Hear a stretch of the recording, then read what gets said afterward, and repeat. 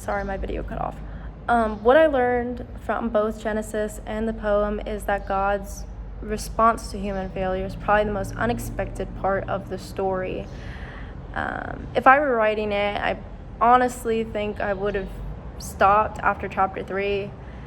Humanity had already failed, but God doesn't abandon his creation.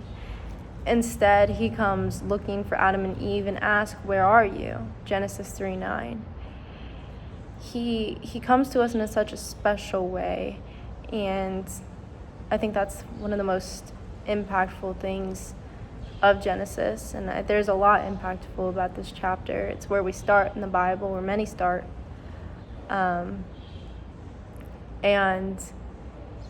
even after explaining the consequences of sin, he makes garment for them out of animal, and he promises that the serpent's defeat will come through the offspring of the woman, and he shall bruise your head and you shall bruise his heel. Genesis 3:15. To me, that's amazing because God is already pointing towards salvation before the story has barely begun. As a Lutheran, the biggest takeaway for this assignment is how God has always been a God of grace. Sometimes we expect him to work through huge miracles or dramatic moments, but throughout Scripture, he often works through things that seem ordinary.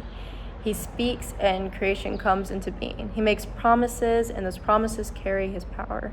And later in Scripture, he continues working through ordinary means like his word, baptism, and the Lord's Supper. That's something I really appreciate because it reminds me that God's power isn't found in what looks impressive to us, but it's found in his promises. If I had one criticism, it would only be that I wouldn't want the poem to replace Genesis. I think it works really well as a creative reflection that helps us to imagine the beauty of creation. But Scripture still has to come first because it is God's inspired word. For me, the poem was at its best when it made me slow down and appreciate the wonder of Genesis and not replace it.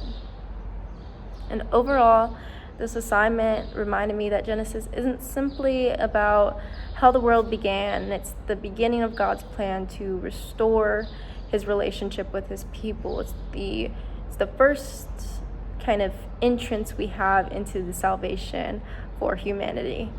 And it started with the first sin. It was off the bat. It wasn't after repetitiveness. It was, they made a mistake, I'm going to help save them.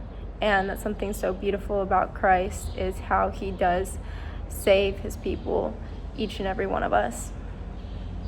And looking back after reading Luke these past few weeks, it's only been 2, but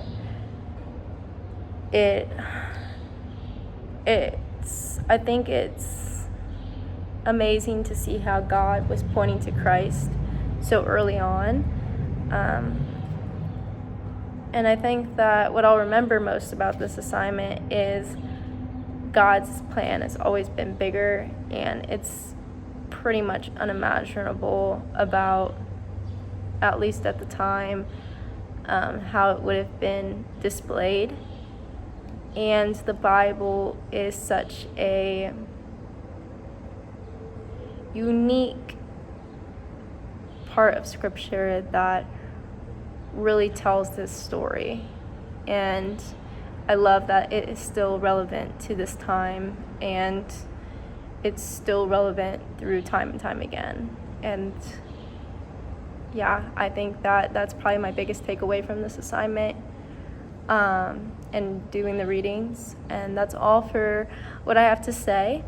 I am excited to respond to some of y'all, and yeah, that's it.